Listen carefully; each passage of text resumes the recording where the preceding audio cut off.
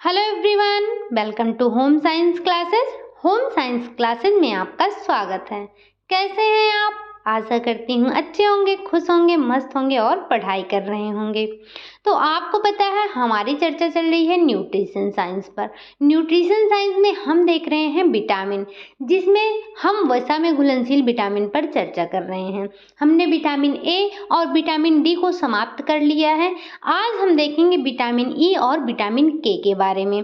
आज हमारा वसा में घुलनशील विटामिन समाप्त हो जाएगा। तो चलिए देखते हैं विटामिन ई के बारे में। तो वसा में घुलनशील विटामिन होता है कौन? ये हमारा विटामिन ई। विटामिन ई क्या होता है? तो विटामिन ई आपके वसा में घुलनशील विटामिन होता है। इसका रासायनिक नाम क्या होता है? मतलब विटामिन ई का रासायनिक नाम क्या होता है? तो इसका रासायनिक नाम होता है टोकोफेरॉल। कभी कभी आपसे यहाँ से भी क्वेश्चन पूछ लिया जाता है कि जो विटामिन ई है उसका रासायनिक नाम क्या है। तो विटामिन ई का रासायनिक नाम है टोकोफेरॉल। ठीक, इसके अन्य नाम भी कुछ हैं। क्या है वो अन्य नाम, उसको भी एक बार चर्चा कर लेते हैं, क्योंकि यहाँ से भी क्वेश्चन आपसे पूछा जाता है। तो जो विटामिन ई होता है हम इसे बांझपन रोधी विटामिन भी कहते हैं। क्या कहते हैं? बांझपन रोधी। इसे प्रजनन विटामिन भी कहते हैं, ब्यूटी विटामिन भी कहते हैं। आपसे पूछा गया है ब्यूटी विटामिन किसे कहते हैं, तो विटामिन ई को क्या कहते हैं? विटामिन ई को हम ब्यूटी विटामिन कहते हैं। ये क्या होते हैं? ये होते हैं एंटीऑक्सीडेंट होते हैं। एंटीऑक्सीडेंट का कार्य क्या होता है? तो इसका कार्य होता है मुक्त मूलकों को खत्म करना। तो विटामिन डी क्या करता है? विटामिन डी आपका एंटीऑक्सीडेंट होता है, यह मुक्त मूलकों को खत्म करता है। इसका नाम क्या आ जाता है? इसका अगला नाम आ जाता है जनन विटामिन। तो इसके अन्य विटामिन जो हमारे विटामिन ई है, इसके अन्य नाम को भी हमें ध्यान में रखना है, क्योंकि यहाँ से क्वेश्चन हमारे लिए बन जाते हैं। तो हमारे अन्य नाम में सबसे पहले क्या आ जाता है? सबसे पहले तो आपको टोकोफेरॉल ही याद रखना है, क्योंकि जरूरी नहीं है आपसे रासायनिक नाम कहकर ही पूछा जाए। आपसे पूछ लिया जा सकता है कि विटामिन ई का अन्य नाम क्या है, तो आपको क्या याद रखना है? टोकोफेरॉल याद रखना है।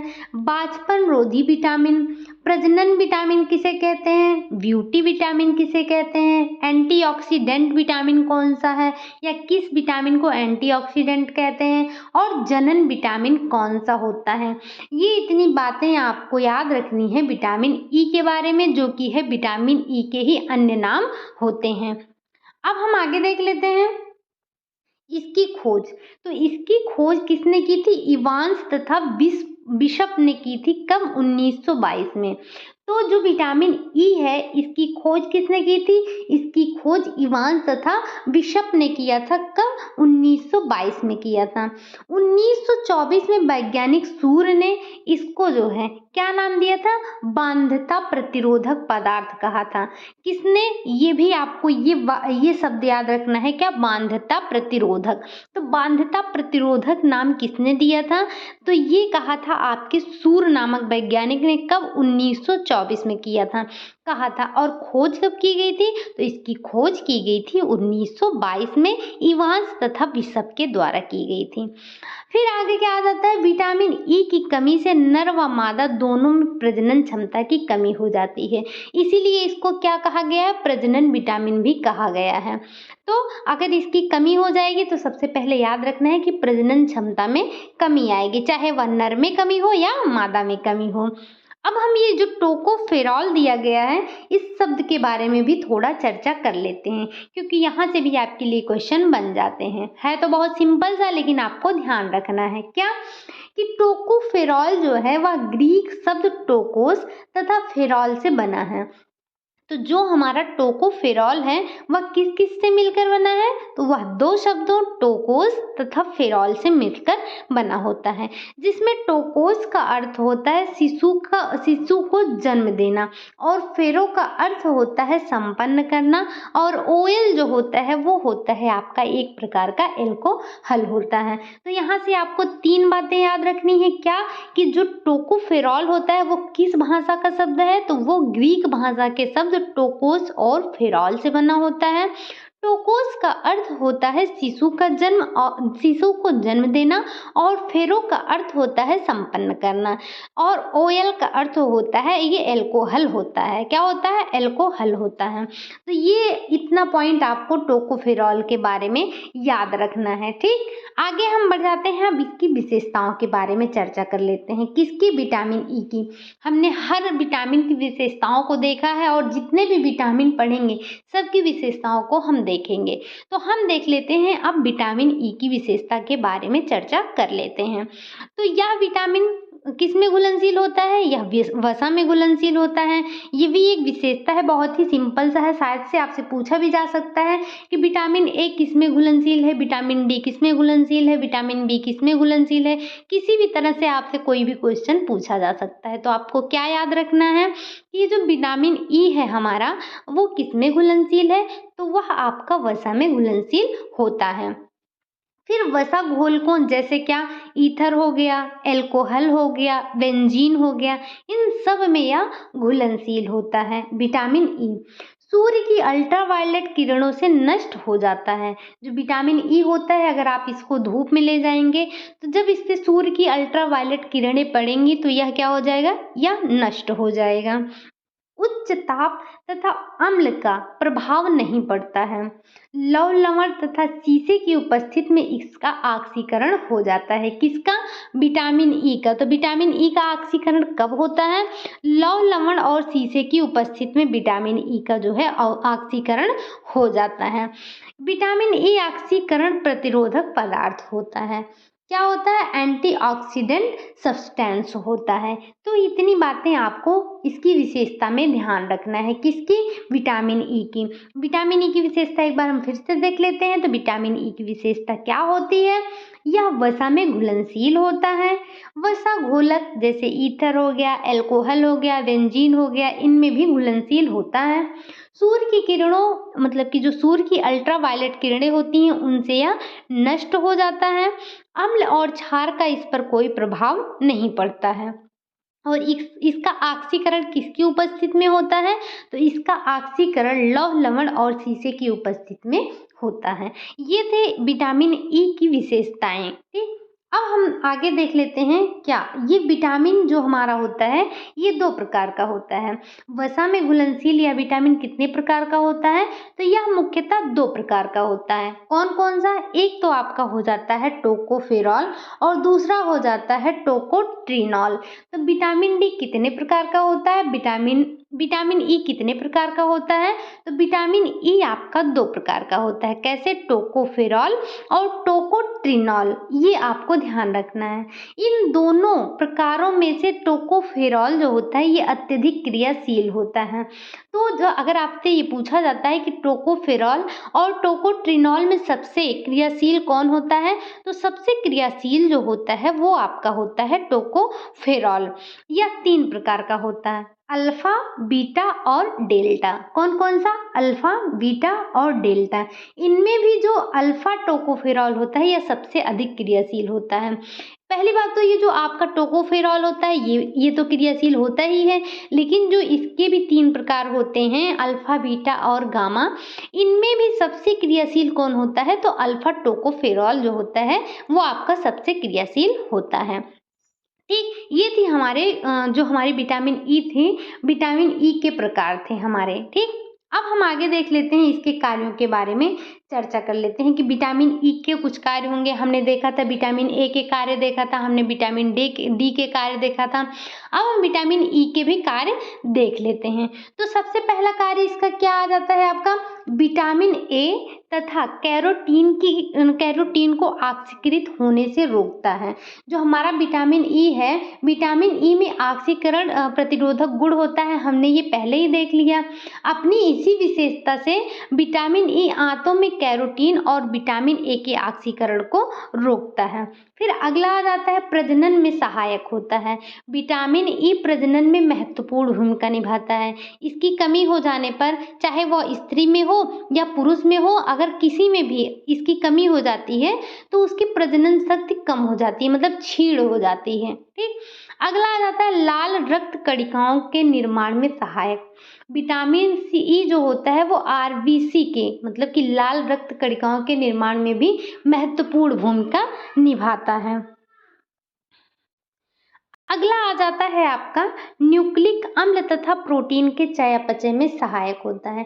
जो विटामिन ई होता है वो न्यूक्लिक अम्ल और प्रोटीन के चयापचय में महत्वपूर्ण भूमिका निभाता है। फिर अगला आ जाता है आपका अगला कार्य क्या हो जाता है इसका? अगला कार्य हो जाता है आपका यकृत में कार्बन टेट्राक्लोराइड के विष से होने वाले नुकसान को बचाता है। क्या करता है? यह यकृत में कार्बन टेट्राक्लोराइड के विष से होने वाले नुकसान से बचाता है। और क्या कार्य करता है विटामिन ई? विटामिन ई यह शरीर में कोलेस्ट्रॉल और विटामिन डी की उपयोगिता को प्रभावित करता है। मांसपेशियों की सामान्य क्रिया में भी विटामिन ई सहायक होता है और त्वचा को सुंदर बनाने में बहुत ही सुंदर बनाने में यह महत्वपूर्ण भूमिका निभाता है। आपने पहले ही देख लिया, इसको हम क्या कहते हैं? इसको ब्यूटी विटामिन कहते हैं। ठीक, तो ये था इसका कार्य। इसका कार्य क्या था एक बार हम फिर से देख लेते हैं। इसके कार्य भी हमारे लिए इम्पोर्टेंट हो जाते हैं। तो इसके कार्य में क्या आ जाता है कि विटामिन ए तथा कैरोटीन को ऑक्सीकृत होने से बचाना, प्रजनन में सहायक, फिर लाल रक्त कणिकाओं के निर्माण में सहायक, न्यूक्लिक अम्ल तथा प्रोटीन के चयापचय में सहायक, यकृत में कार्बन टेट्राक्लोराइड के विष में से होने वाले नुकसान से बचाना, यह शरीर में कोलेस्ट्रॉल विटामिन डी की उपयोगिता को प्रभावित करता है। मांसपेशियों की सामान्य क्रिया में भी विटामिन ई सहयोग करता है और त्वचा को सुंदर भी बनाता है। ये इतना कार्य करता है विटामिन ई। अब हम देख लेते हैं विटामिन ई की कमी के प्रभाव क्या पड़ते हैं। तो विटामिन ई के प्रभाव सबसे पहले क्या होगा कि यह जब जनन क्षमता को बढ़ाता है, तो अगर इसकी कमी हो जाएगी तो क्या होगा? प्रजनन क्षमता में भी कमी हो जाएगी। मांसपेशियों में ऐंठन रहेगा। मांसपेशियों में ऐंठन रहेगा, इससे हमारे शरीर की जो मांसपेशियां रहेंगी वो ऐंठ जाएंगी, उसमें अकड़न रहेगा। इससे कोषों में टूट फूट होने लगेगी, मांसपेशियों में अनावश्यक संकुचन होने लगेगा, मांसपेशियों में तेज दर्द होने लगेगा। तो ये सब क्यों होगा? जब आपके शरीर में विटामिन ई की कमी हो जाएगी तब ये सारे लक्षण आपको दिखाई देंगे। फिर अगला आ जाता है इरिथ्रोसाइट हीमोलाइसिस। इरिथ्रोसाइट हीमोलाइसिस क्या होता है कि विटामिन ई की कमी में लाल रक्त कणिकाएं जो आरबीसी होती हैं इनका नाश होने लगता है। आरबीसी का निर्माण ठीक से नहीं हो पाता है, जिसके कारण क्या हो जाता है? एनीमिया हो जाता है। क्या हो जाता है? एनीमिया हो जाता है। तो आपको क्या याद रखना है इसमें? जो इरिथ्रोसाइट हीमोलाइसिस होता है, इसमें क्या होता है? इसमें जो आपके आरबीसी होते हैं वो टूटने लगते हैं, उनका नाश होने लगता है। और क्या होता है इसकी कमी से? तो विटामिन ए के अभाव में यकृत में विकार उत्पन्न हो जाता है, इससे घाव भी हो जाता है। ठीक, तो ये इतना आपका जो है विटामिन की कमी से आपके रोग हो जाते हैं, या कह लेते हैं विटामिन ई की कमी के ये प्रभाव पड़ते हैं। अगला क्या हो जाता है आपका? प्राप्ति के स्रोत। हम विटामिन ई के प्राप्ति के स्रोत भी देख लेते हैं। यह वानस्पतिक जगत में और जंतु जगत में दोनों में पाया जाता है। तो वानस्पतिक जगत में आपको कहाँ से मिलेगा? गेहूं का अंकुर हो गया, मूंगफली हो गई, साबूदाना हो गया, सभी प्रकार के तेल हो गए, इन सब से आपको क्या मिलेगा? आपको वानस्पतिक जगत से विटामिन ई मिलेगा। फिर जंतु जगत में कहाँ से पाया जाएगा? यकृत में, अंडे में, मांस में, मछली में, दूध में, इन सब में आपको क्या मिलेगा? विटामिन ई मिलेगा। फिर क्या आ जाता है? इसके अवशोषण के बारे में भी जान लेते हैं। तो इसका अवशोषण कहाँ होता है? इसका अवशोषण आपका छोटी आंत में होता है। लेकिन इसकी अवशोषण के लिए आपको क्या आवश्यक है? तो अवशोषण के लिए वसा और पित्त रस की उपस्थित होना आवश्यक है। आपको पता है कि ये जो हम विटामिन अभी पढ़ रहे हैं ये वसा में घुलनशील है। जब आपके शरीर में वसा ही नहीं रहेगा तो ये कहाँ पर घुलेगा और कहाँ पर अवशोषित होगा? तो इसीलिए अवशोषित तो होता है छोटी आंत में, लेकिन इसके अवशोषण के लिए किस चीज़ की आवश्यकता होती है? तो अवशोषण के लिए वसा और पित्त की आवश्यकता होती है। अगला आ जाता है संग्रह। इसके संग्रह के बारे में भी जान लेते हैं। संग्रह कहाँ पर होता है? तो संग्रह यकृत तथा मांसपेशियों में होता है और इसका विसर्जन जो होता है वो भी मल के द्वारा होता है। ठीक, अब नोट में आपको क्या ध्यान रखना है? नोट में आपको ध्यान रखना है पूफा की मात्रा अधिक होने पर विटामिन ई की मात्रा कम हो जाती है। आपने अगर पूफा अधिक लिया है तो क्या होगा, तो आपको विटामिन ई की मात्रा कम हो जाएगी। ठीक, ये था हमारा पूरा विटामिन ई पर चर्चा हमने कर लिया। विटामिन ए के प्रकार देख लिए, विटामिन ई के कार्य देख लिए, उसकी विशेषताओं पर भी चर्चा हमने कर ली। अब हम किस पर चर्चा करने वाले हैं? अब हम चर्चा करेंगे विटामिन के बारे में। विटामिन के जो होता है यह हमारा है वसा में घुलनशील लास्ट विटामिन। आज हमारा वसा में घुलनशील विटामिन समाप्त हो जाएगा। तो चलिए हम देखते हैं विटामिन के बारे में। इसका रासायनिक नाम सबसे पहले तो हम ध्यान रखेंगे, इसका रासायनिक नाम क्या होता है? तो इसका रासायनिक नाम है नेफ्थाक्विनोन। क्या है? नेफ्थाक्विनोन। और इसके अन्य नाम जो दिए गए हैं ये सबसे इम्पॉर्टेंट हो जाते हैं आपके लिए।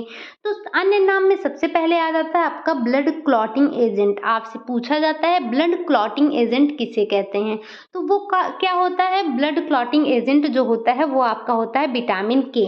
अगर आप भूल जाते हैं तो आप विटामिन के को मतलब के से क्लॉटिंग याद रखिएगा तो आपको याद रहेगा। ठीक, ब्लड क्लॉटिंग कौन करता है? तो वो विटामिन के से होता है। फिर ब्लड कोगुलेटिव विटामिन किसे कहते हैं? विटामिन को कहते हैं, विटामिन के को ही कहते हैं। एंटी हेमरेज विटामिन ये भी आपका विटामिन के का ही अन्य नाम होता है। फिर रक्त स्राव रोधी विटामिन ये जो होता है ये भी आपका होता है विटामिन के का अन्य नाम हो जाता है। तो विटामिन के अन्य नाम में आपको क्या क्या याद रखना है? ब्लड क्लॉटिंग एजेंट याद रखना है, ब्लड कोगुलेटिव विटामिन याद रखना है, एंटी हेमरेज विटामिन याद रखना है और रक्त स्राव रोधी विटामिन याद रखना है। ये इतने थे आपके विटामिन के अन्य नाम जिसे आपको ध्यान में रखना है। अब हम देख लेते हैं सबसे पहले विटामिन के प्रकार कि विटामिन के कितने प्रकार के होते हैं, कौन कौन से होते हैं, इसके बारे में हम चर्चा कर लेते हैं। तो विटामिन के कितने प्रकार के होते हैं? विटामिन के आपके होते हैं 2 प्रकार के। कौन कौन से? विटामिन के1 और विटामिन के2। विटामिन के1 क्या होता है? तो विटामिन के1 जो होता है ये होता है आपका विटामिन के1 हरी पत्तेदार सब्जियों में पाया जाता है। कहाँ पाया जाता है? ये हरी पत्तेदार सब्जियों में पाया जाता है। इसे क्या कहते हैं? इसे फाइलोक्विनोन कहते हैं। क्या कहते हैं? फाइलोक्विनोन कहते हैं। ठीक, ये नाम आपको याद रखने हैं। इसमें 2 मिथाइल होते हैं। इसके जो आपके ये जो दिए गए हैं इसके नाम आपको याद रखने हैं। ठीक, क्या क्या है? 2 मिथाइल हो जाते हैं आपके और 3 हो जाते हैं फाइटल हो जाते हैं और 4 आपके हो जाते हैं नेफ्थाक्विनोन हो जाते हैं। तो ये जो आपको दिया गया है ये किस किस से मिलकर बना होता है, इसमें क्या क्या होता है, ये चीज़ें आपको सिर्फ ये नाम आपको चारों कम से कम याद होने चाहिए। तीनों नाम कौन कौन से हैं? तो इसमें क्या होता है? इसमें 2 आपका मिथाइल होता है, 3 फाइटल होता है और 4 आपका नेफ्थाक्विनोन होता है। ये आपको याद रखना है। इसकी खोज 1939 में डॉजी तथा साथियों ने की थी। किसने की थी? डॉजी तथा साथियों ने की थी। ये इसमें क्या क्या पाया जाता है एक बार हम फिर से देख लेते हैं। तो यह सबसे पहले तो वह आपका पाया जाता है हरी पत्तेदार सब्जियों में पाया जाता है। इसे फाइलोक्विनोन भी कहते हैं। इसका अन्य नाम क्या है? इसका अन्य नाम है फाइलोक्विनोन है। ठीक, फिर इसमें होता क्या क्या है? तो इसमें 2 मिथाइल होता है, 2 मिथाइल होता है, 3 फाइटल होते हैं, 3 फाइटल होते हैं और 4 जो होते हैं आपके वो नेफ्थाक्विनोन होते हैं। ठीक, ये इतनी बातें इसके बारे में याद रखनी है। अब हम देख लेते हैं विटामिन के2 के बारे में। विटामिन के2 क्या होता है, यह कहाँ पाया जाता है? हमने देखा जो हमारा विटामिन के1 था वह कहाँ पाया जाता है? वह हरी पत्तेदार सब्जियों में पाया जाता है। लेकिन जो आपका विटामिन के2 होता है यह सड़ी गली मछलियों में पाया जाता है। कहाँ पाया जाता है? सड़ी गली मछलियों में पाया जाता है। इसका एक एक पॉइंट आपको ध्यान रखना है। इसे फ्रैंक्विनोन भी कहते हैं। जीवाणुओं की कृत्रिम रचना से उत्पन्न होता है। कैसे? जीवाणुओं की कृत्रिम रचना से उत्पन्न होता है। तो आपको जो आपका विटामिन K1 है उसको किस नाम से जानते हैं? तो उसको हम कहते हैं फाइलोक्विनोन, और जो हमारा विटामिन K2 होता है इसको हम फ्रैंक्विनोन बोलते हैं। ठीक, फ्रैंक्विनोन बोलते हैं। ये इतना आपको ध्यान रखना है। और इसमें क्या क्या पाया जाता है? तो इसमें आपका पाया जाता है 2 मिथाइल, 3 फाइटल और 4 नेफ्थोक्विनोन पाया जाता है।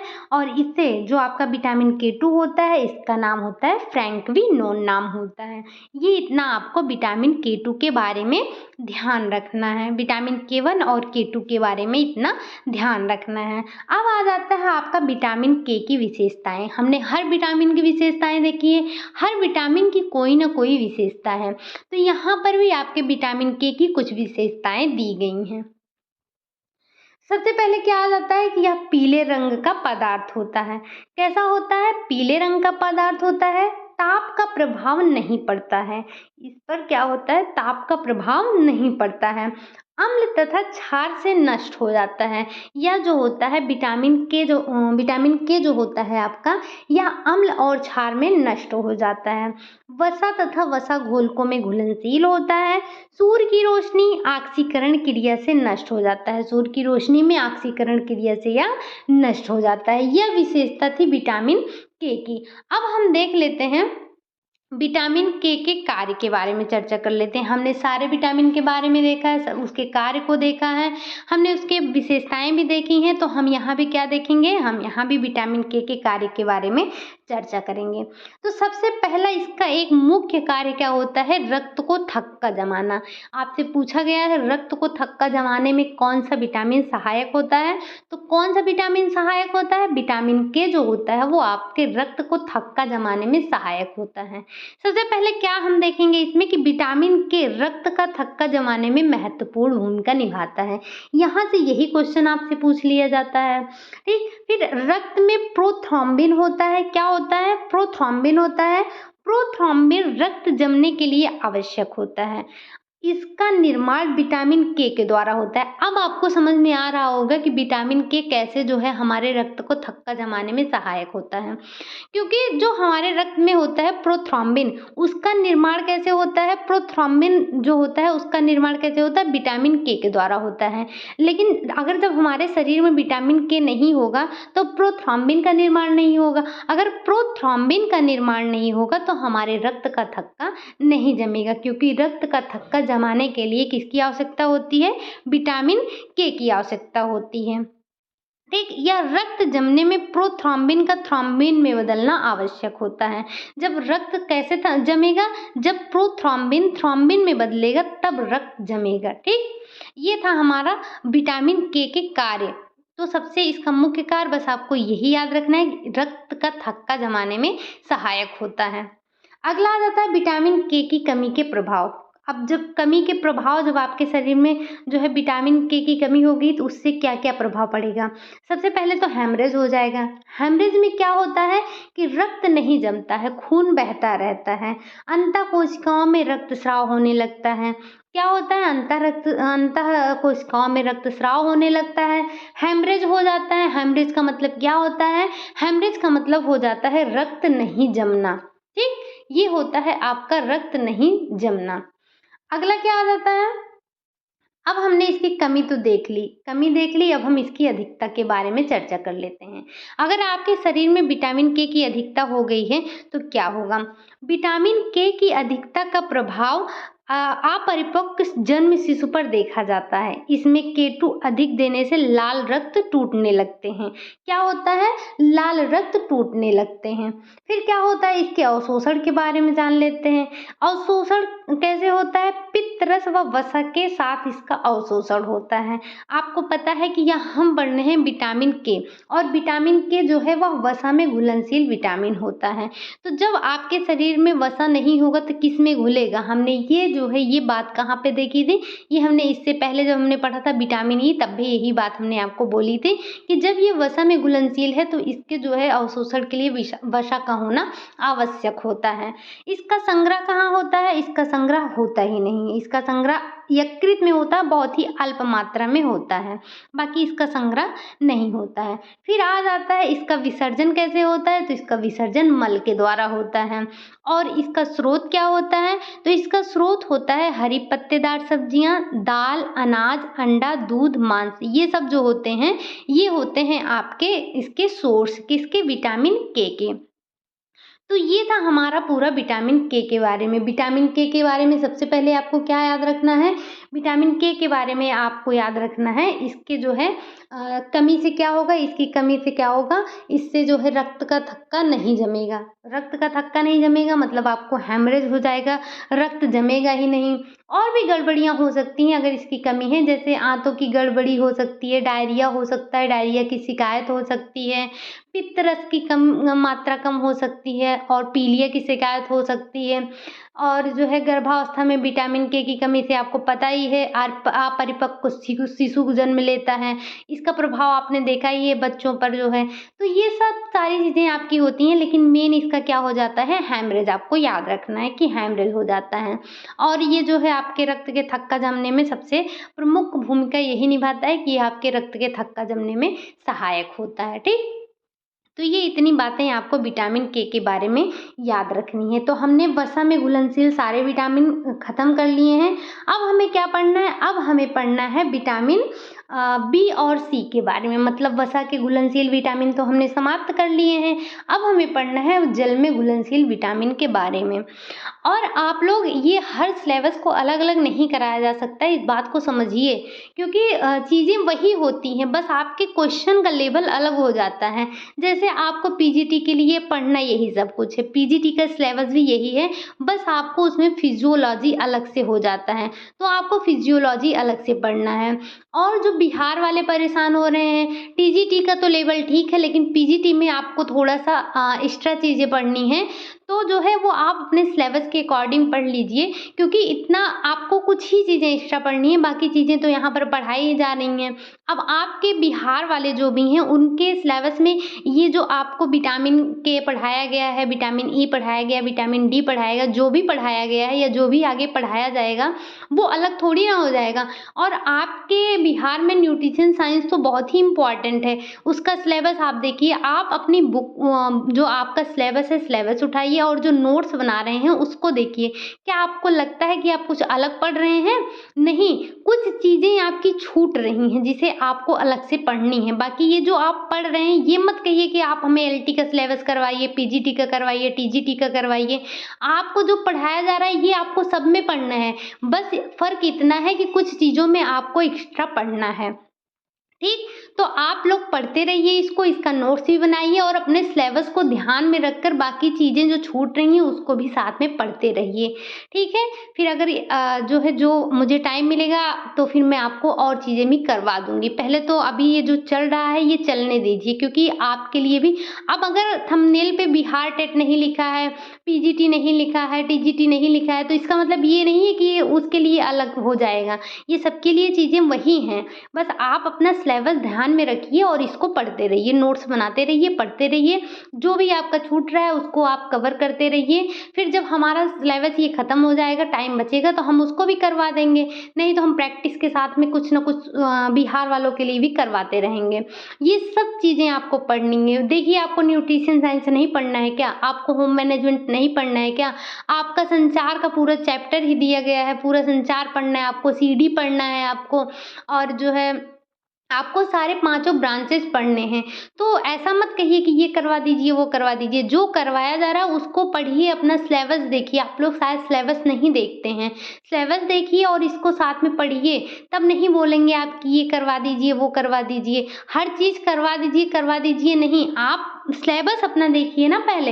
ये सब आपको अब न्यूट्रिशन साइंस पढ़ाया जा रहा है, अब मैं या तो उस पर लिख दूँ बिहार टीजीटी पीजीटी, तब तो आपको समझ में आएगा। लेकिन ये वही न्यूट्रिशन साइंस है जिसमें बिहार में भी वही विटामिन रहेगा और जो है आपका नेट में भी वही विटामिन रहेगा, आपके टीजीटी यूपी टीजीटी पीजीटी में भी वही विटामिन रहेगा, झारखंड में भी वही भी विटामिन रहेगा।